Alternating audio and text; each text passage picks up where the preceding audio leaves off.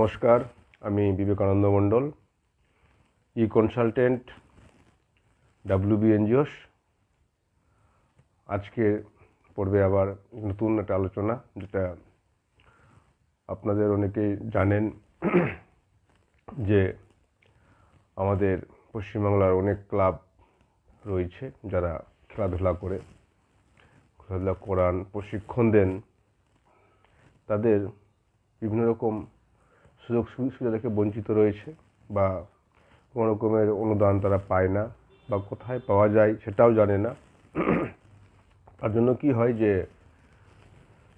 সেই খেলাধুলা থেকে বিচ্যুত রয়েছে, বা যেটা প্রতিভা, ক্লাবের প্রতিভা, এলাকার প্রতিভা, খেলাধুলার প্রতি যে মানুষের আগ্রহ, তার থেকে বঞ্চিত হচ্ছে।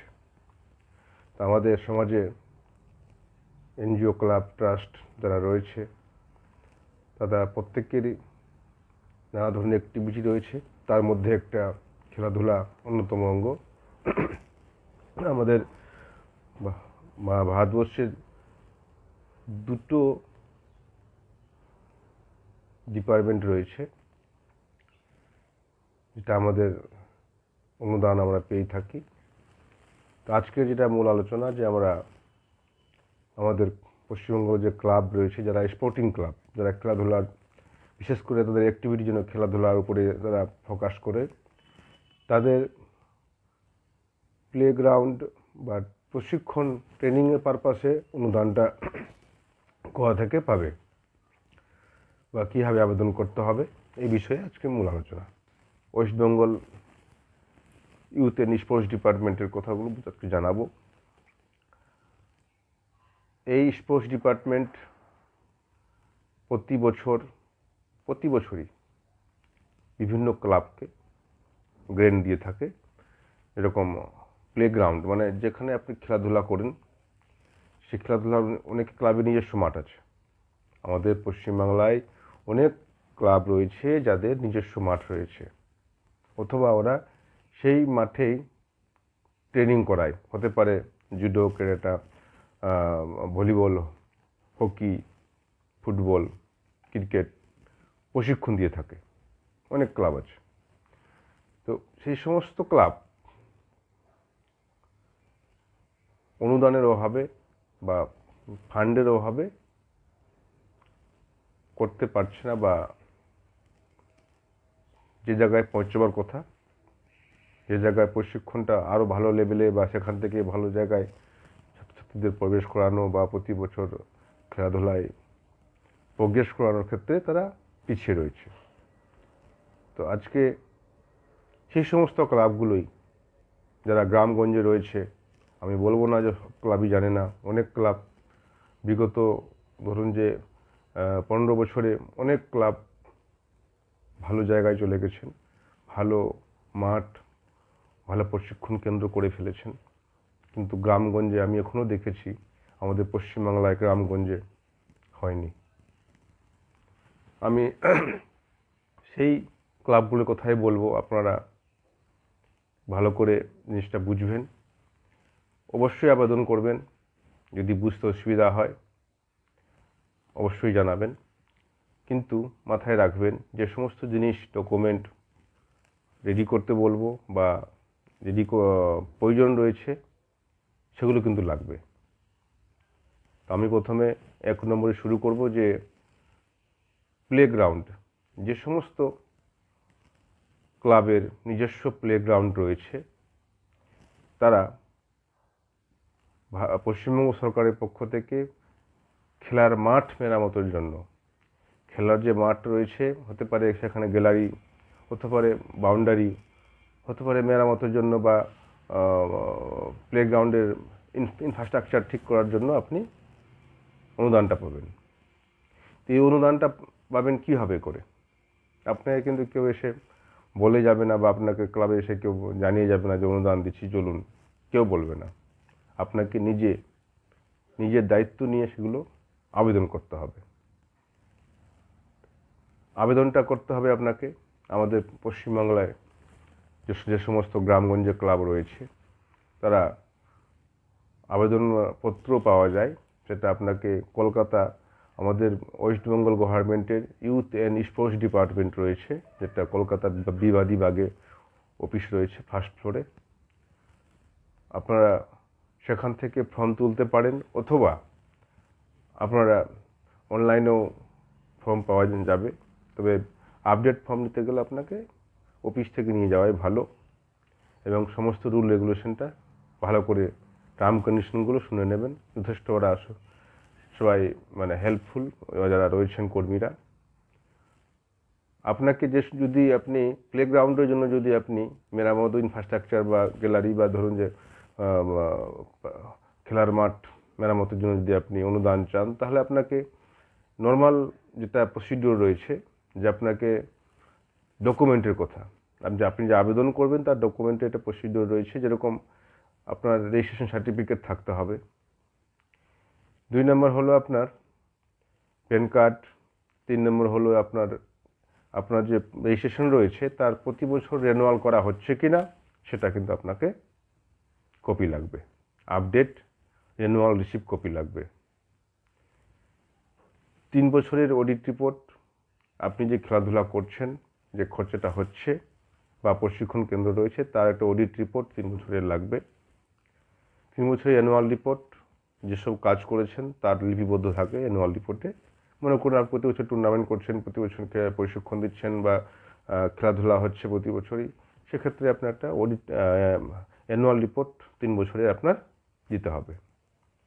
এর সঙ্গে আপনার লাগবে যে মাঠে যে আপনাদের ক্লাবের যে মাঠটা রয়েছে তার প্রপার ডকুমেন্ট, মানে ক্লাবের অনেক সময় ক্লাবের নামেই মাঠটা রয়েছে, তো ক্লাবের নামে মাঠের দলিল রেকর্ড যা ডকুমেন্ট রয়েছে, দলিল রেকর্ড পর্চা যাই থাকুক আপনাকে ডকুমেন্টেশন আপনার থাকতে হবে।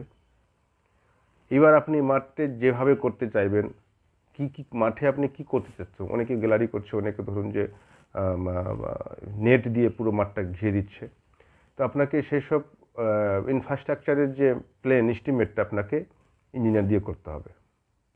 আমি লিখে দিলে বা আপনি লিখে দিলে কিন্তু কোনো দিনই এটা পাবেন না। এটা ইঞ্জিনিয়ার দিয়ে আপনাকে এস্টিমেটটা করাতে হবে যে কত টাকা খরচা হবে, সেটা এস্টিমেট হবে।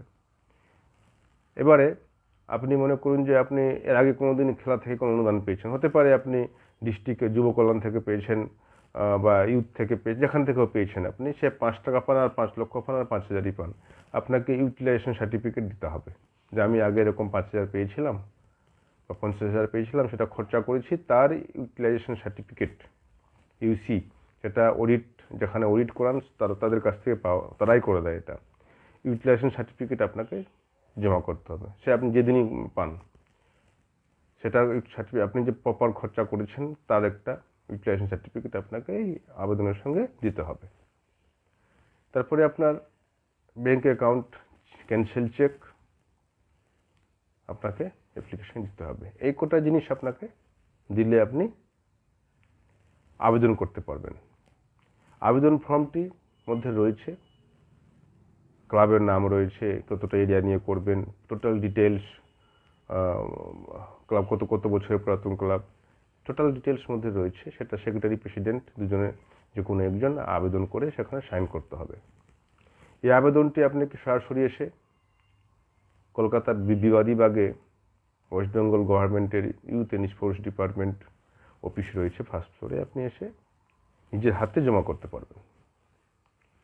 জমা করে 1 কপি রিসিভ করে নেবেন, এবং কিছু নিয়ম কানুনগুলো আরও যদি কোনো রকম স্ক্রুটিনি কোনো রকম ভুল থাকে সেটা আপনি নিজেই ক্লাবের প্রেসিডেন্ট সেক্রেটারি নিজে এসেই তদন্ত করতে হবে। কারো ভরসা, কারো মানে কোনো রকমের দালাল ধরে বা কোনো রকম করতে যাবেন না, সব কিছুই নিজে হাতে করবেন। যদি কোনো রকমের রেকটিফিকেশন দরকার পড়ে তাও নিজেই করবেন, কেউ কিন্তু করে দেবে না। কেউ মনে করবেন যে টাকা দিয়ে কখনো করতে যাবেন না, এটা সম্পূর্ণ লিগ্যাল, আপনাকে নিজেই খেটে করতে হবে। এগুলো এবার রয়েছে আপনার যে ট্রেনিং পারপাসে আপনার যে মাঠে আপনি ট্রেনিং করান, অনেক সময় অনেক ক্লাব প্রশিক্ষণ দিয়ে থাকে, তো এই প্রশিক্ষণ যে কোনো খেলাধুলায় প্রশিক্ষণ হোক না কেন ক্লাব প্রোভাইড করছে এলাকার মানুষকে, তাহলে সেই ক্লাবের ট্রেনিং পারপাস প্রতি বছর 1 লক্ষ টাকা করে অনুদান ইউথ অ্যান্ড স্পোর্টস ডিপার্টমেন্ট থেকে দেয়। এবার আপনাকে এর টার্ম কন্ডিশন, এর নিয়মাবলী আপনাকে নিজে যোগাযোগ করতে হবে। আপনার যে ঠিকানা উদ্দেশ্যটা বললাম, আপনার কলকাতা বিহারীবাগে এসে নিজেই আপনাকে ফর্ম তুলে সমস্ত বিষয় জেনে আপনাকে যেতে হবে। যিনি স্পোর্টসের দায়িত্ব রয়েছেন এবং ক্লাবের যে সেক্রেটারি প্রেসিডেন্ট রয়েছেন, যে কোনো একজন স্পোর্টসের দায়িত্ব যিনি তার সঙ্গে নিয়ে এসে আপনি কথা বলে যেভাবে আপনি কি করছেন, কি কন্ডিশনে, কি ডকুমেন্ট লাগবে, সমস্ত জিনিস আপনি জেনে নিয়ে আপনাকে আবেদন করতে হবে। এখনও আমরা বাইরে গিয়ে আপনারা নিশ্চয়ই দেখেছেন, শহরের মধ্যে অনেক ক্লাবে এখন ট্রেনিং হয়, মাঠ ভালো মাঠ রয়েছে, ও নিজের পয়সা কোনোদিনই করেনি, সরকারি অনুদান পেয়েছে, স্পোর্টস ডিপার্টমেন্ট থেকে অনুদান পাচ্ছে, এবং কি প্রত্যেক জায়গায় মাঠ মেরামত হয়েছে, ট্রেনিংয়ের জন্য টাকাও পাচ্ছে। কিন্তু গ্রামগঞ্জে অনেকে জানেন না, বা এই জন্যে ফান্ডটা পাওয়া যায় না। আপনারা অবশ্যই যোগাযোগ করতে হবে। বাড়িতে বসে আপনার কেউ টাকা দেবে না, আপনাকে নিজে যোগাযোগ করতে হবে। অফিসে যোগাযোগ করে ফর্ম তুলে আপনি ডিস্ট্রিক্ট ইউথে যাবেন, ওখানে গেলে আপনার ওদের আয়ত্তে যেগুলো টাকা পাবেন সেটাকে বলবে, কিন্তু আপনাকে ডিস্ট্রিক্ট ইউথে গেলে হবে না। আপনাকে রাজ্যে যে ইউথ অফিস রয়েছে সেখানে এসে ওখানকার যে কর্মীগুলো রয়েছে তার সঙ্গে আপনি অবশ্যই ইনচার্জ রয়েছেন তার সঙ্গে কথা বলবেন। আপনাকে সমস্ত রকমের কি ডকুমেন্ট লাগবে, কি স্কিম চলছে খেলার উপরে, কোন অনুদানটা পেতে পারেন, সমস্ত গাইডলাইন আপনাকে করে দেবে। তো আজকে এই পর্যন্তই। যদি কোনো অসুবিধা হয়, যদি ওডি অ্যাড্রেস যদি না বুঝতে পারেন কোথায় অ্যাড্রেস আছে, অবশ্যই হোয়াটসঅ্যাপ, SMS বা মেল করবেন, আর ফোন করলে 2 বার। তাহলে আজকে এই পর্যন্তই। নমস্কার।